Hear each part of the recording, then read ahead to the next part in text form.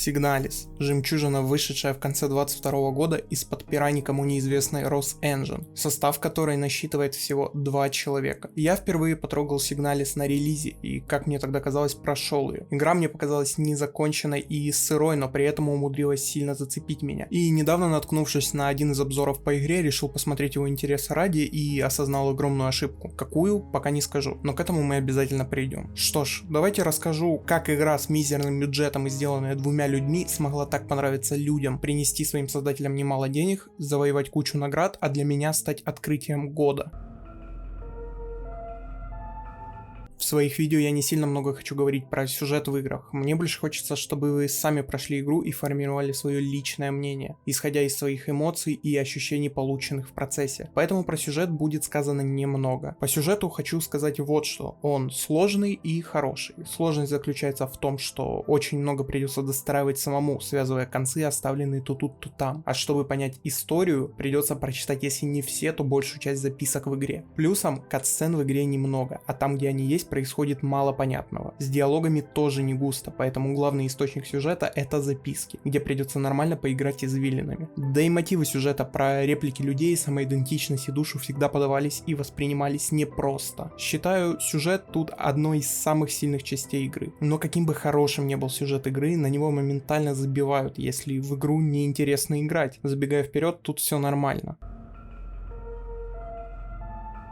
Начать хотелось бы с того, что игра — это классический survival horror, тут все на месте. Головоломки есть, перспектива с фиксированной камерой на месте, сильный дефицит всего присутствует, ограниченный инвентарь, как Амаш на Resident, тоже есть, нормально нагоняет жути где надо. В общем, все на месте. Хочется выделить, что RosEngine запарились и сделали человеческое управление, они стали копировать танковое со старших братьев. На релизе инвентарь был строго ограничен на 6 пунктов, что, кстати, прикольно обосновывалось одним плакатом в начале игры, и как-то не всем зашло и сделали по уму. Весь шмот типа фонарик или фотик не занимает слоты инвентаря, но чтобы использовать его, он должен находиться в активном слоте персонажа. Вместо условной аптечки, шокера или шашки, что заставляет делать выбор или фонарик в темном помещении, или шокер. Полезных вещей в игре немного. В смысле, все вещи, что есть в игре, полезны, и тебе придется их использовать. И о том, что выбор невелик. Из аптечек у тебя есть бинты, спрей, улучшенный спрей и инъекция. Бинты хилят мало и медленно, спрей хилит все, но тоже медленно, улучшенный спрей восстанавливает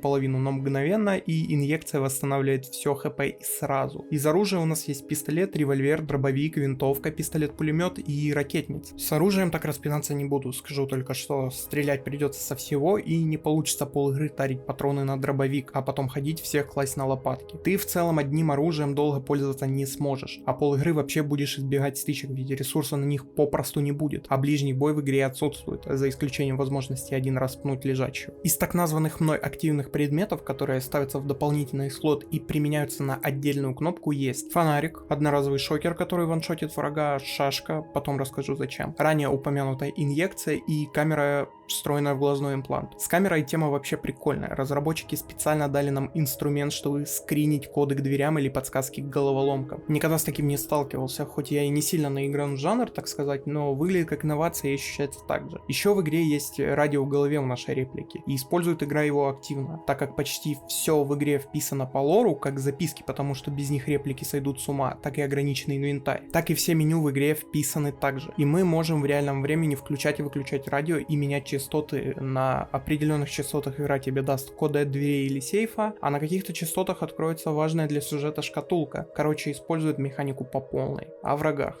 Играем мы за реплику и сражаемся против других реплик, только пораженных непонятной хворью. Реплики делятся на типы. Первые — Ойли, универсальные реплики, чья задача выполнять нетривиальную работу домработницы. Следом Ара, реплика технарь, занимается починкой техники. Охрана Шторх, вооруженные для охраны всего и вся. Реплики Штар, типа начальство Шторх. Администраторы Адлер, типа логисты, типа умные. Фальки, машины для убийств, вершина пищевой цепи. Еще шахтеры Майна для работы с металлом и ураном. Помощники Адлер Калибри могут моментально обмениваться инфой и внушать репликам свою точку зрения. И последний тип наш, Эльстер, реплика для планетарной разведки. Так вот, к чему это я? Болезнь и без того не слабых реплик сделала и еще и бессмертными. Поэтому сколько бы ты ни дрался, зачистить локацию и спокойно бегать и исследовать не получится никак. Ты можешь дать отпор только временный, после чего он подымется и все по новой. Единственный способ умертвить реплику — это сжечь, типа как в первой The Evil Within. С этим и помогают ранее упомянутые шашки, только вот шашек за игру я нашел штук 15, когда врагов под сотню. Я их использовал исключительно вокруг сейф-зон, где были враги, чтобы безопасно и быстро передвигаться в определенных проблемных областях.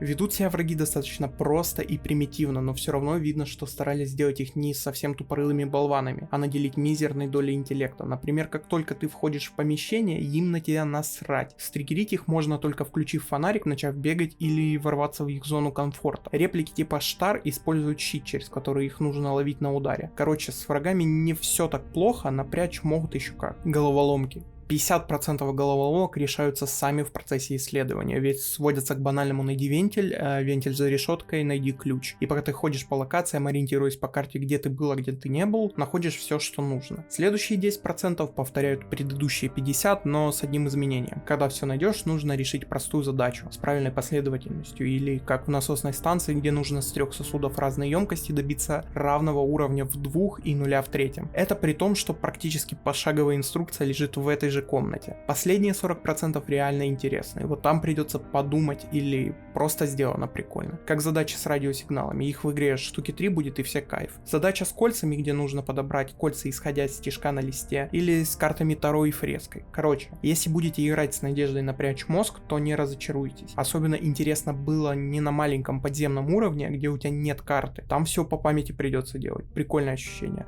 Правда, с моим топографическим кретинизмом было сложно, пару раз трижды входил в одну и ту же дверь, думая: о, а я здесь не был. По итогу был. Короче, Эльстер управляется приятно. Играть в игру не больно, а весело. Ограниченный инвентарь подкидывает свои приколы. Нередко приходится думать в сейфруме, что с собой брать и хватит ли места на сюжетные предметы. Головоломки хоть и не все, но в половине случаев дают подумать, да и сделаны они прикольно. Еще я сильно выпал с того, что финал в игре на самом деле не финал, и если начать новую игру, то сюжет продолжится. На релизе я сильно тупанул с этим и удалил игру буквально наполовине. В самой игре об этом говорит тебе лишь уставшее лицо Эльстер, и если бы мне об этом не сказали в интернете, то скорее всего я так и не прошел бы игру. Короче, геймплейная формула проста и от этого нормально работает. Играть в игру приятно, головоломки интересные, сюжет достойный, как и исполнение.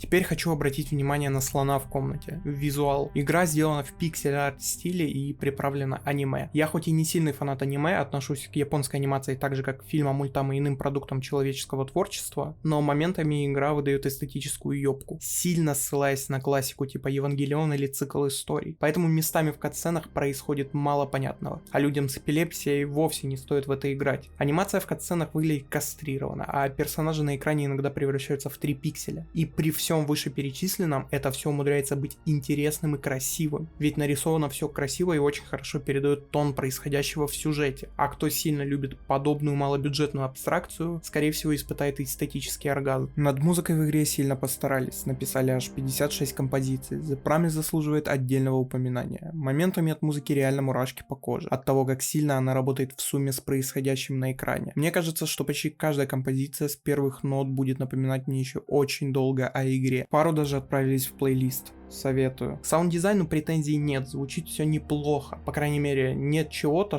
броского или сильно выделяющегося из общей массы звуков. Так же, как и визуал, звук хорошо подчеркивает и раскрывает довольно мрачный тон истории. Может нагнать жути где нужно, в целом выделить ничего по поводу звука не могу, сделано прикольно и не выбивает из погружения. Это главное.